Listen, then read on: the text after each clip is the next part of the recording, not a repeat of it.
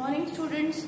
Today we are going to understand about class 9th and chapter tissues. Previous lecture we have left on the meristematic tissue and a little introduction about the permanent tissues. So now we are going to understand about the permanent tissues through the means of this PPT. So permanent tissues, first of all, three types of permanent tissues are there: simple, complex and special tissues. Out of which in your NCERT there are two described. Simple permanent tissues and complex permanent tissues are described. Simple tissues. Simple tissues are the homogeneous tissues and composed of structurally and functionally similar cells. Means here this tissue is composed of same kind of cells, only one kind of cells. You can see it is uniform, it is homogeneous. Therefore, it is known as simple tissue. No complexity is there. This is also made, you can see it's made of same kind of cell. This is also made of same kind of multiple repeating units of cells. So, this first image is of parenchyma cells, second is the collenchyma cells, and third is of sclerenchyma cells. So, these three are the simple tissues. Now, parenchyma. What is parenchyma? This is the first kind of simple tissue. So, parenchyma is the most common tissue which is morphologically and physiologically simple and unspecialized. So, this is very simple tissue. And it is mostly the filling tissue. Wherever there is some filling space is needed in the plant, in the middle of the plant, then this kind of simple tissue is filled up there. So it is, we can say, sometimes it is also called as mesophyll. Why mesophyll? Because it is in the middle of the filling thing of the tissue, plant tissue.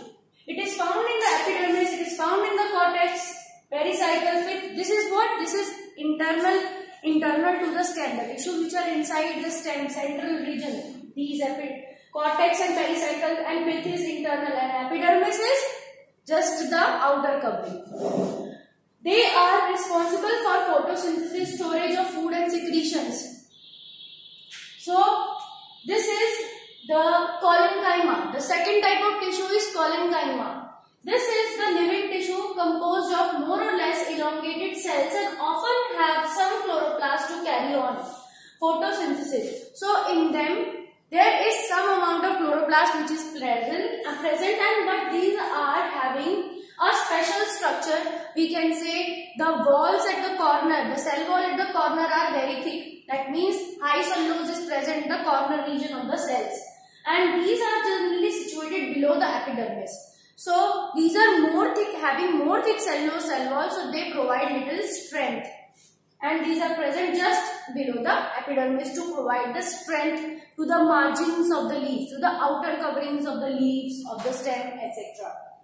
Now, sclerenchyma. These are the long, elongated tissues, elongated cells. It is having a thick wall cells are having. And lignified with the tapering ends. These are fibers like in appearance and also known as sclerenchymatous fibers. So these are the fibrous tissues which are also known as sclerenchyma fiber. These are dead cells and perform mechanical function. So these are also dead cells. We say that these are non-living. Before, previous two tissues which were the parenchyma and collenchyma are called living tissues. Now complex tissues.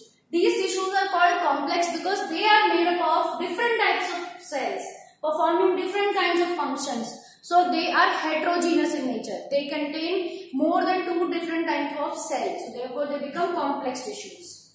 Now xylem is the first complex tissue. Xylem is called as having both living component as well as non-living component. Xylem consists 4 elements like tracheids, vessels, fibers, xylem, parenchyma. This is the diagram of the xylem tissue. This is the tracheid element. A and B both are tracheid element, and C is having larger diameter, just like a pipe-like system which is used to water the plant.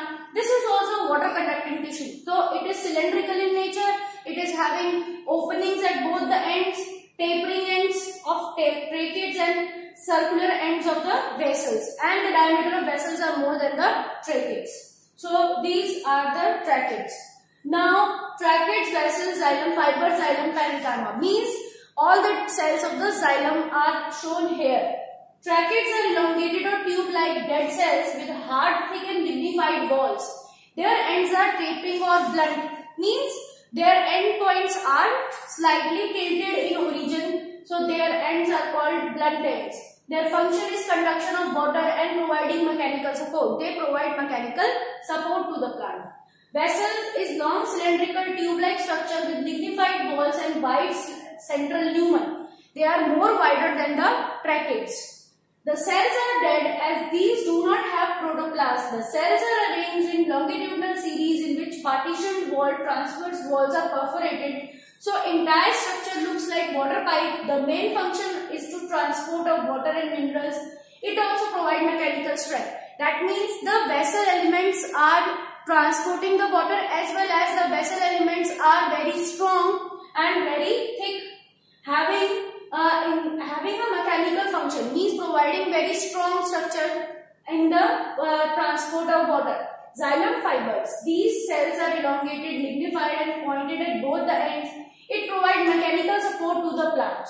So xylem fibers are providing mechanical support to the plant. Lignified and pointed ends at both the sides. It provides mechanical support to the plant.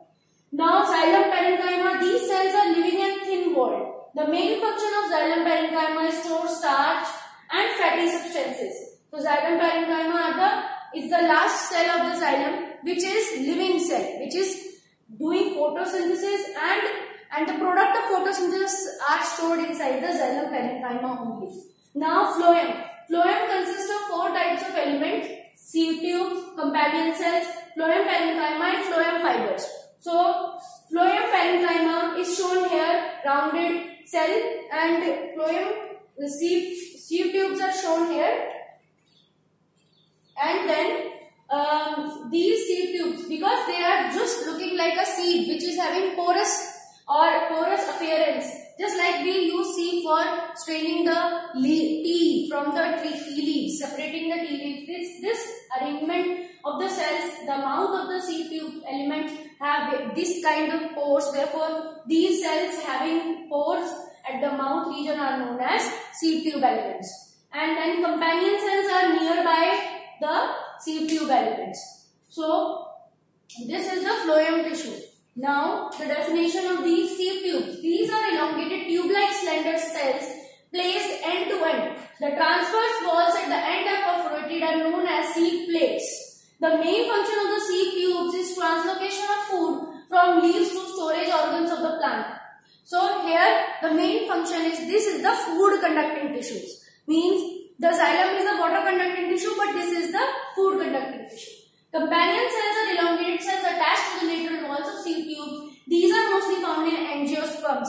So companion cells are the helping tissues of the sieve tube elements. Any problem if occur in the sieve tube element, this is helped or the repair is done by the companion cell, because sieve tube elements not having nucleus after maturity, but the companion cells are having the nucleus. So most of the functions are carried out by the companion cell. And you all know that companion is the other name is the helper. So helper of the sieve tube are known as companion cell or friend cell. So phloem parenchyma. This is the third type of phloem tissue. The phloem parenchyma are living cells which have cytoplasm and nucleus. Their function is to store food material. The phloem parenchyma are the living cells of this phloem tissue. It is having nucleus, it is having cytoplasm, it can do photosynthesis also, and it stores food material. The function is storage. The main function is storage. Phloem fiber or bast fibers. Sclerenchymatous cells associated with primary and secondary phloem are commonly known as phloem fibers. So, whatever sclerenchyma tissue is found in the phloem, that will be known as phloem sclerenchyma, and it will be called as phloem fibers. And this is found both primary and secondary. Here it is written primary and secondary phloem. What does that mean? Primary means the phloem which is formed from just after the meristematic tissue division, and in the early stage when the plant is formed from the growth of the seed, that phloem which is found at the first stage is known as primary phloem, and when the plant becomes mature, it becomes further, it gets more mature and become a tree, a big plant. Then in that stages, year after year, new phloem is also formed, that is known as secondary phloem. So in both the phloems, the phloem fibers or bast fibers will be present, chyma tissue of the will be present. That tissue will be known as phloem fibers, and the function will be, it is also dead cell, it is elongated, it is liquefied, and its function will be always just like the normal function of sclerenchyma, giving the mechanical strength to the plant body. I hope both the simple tissues and complex tissues are clear to you, and this you will make a note of this in your notes. So this will be your next topic. Draw the diagrams from the NCERT and do the question answers. Thank you.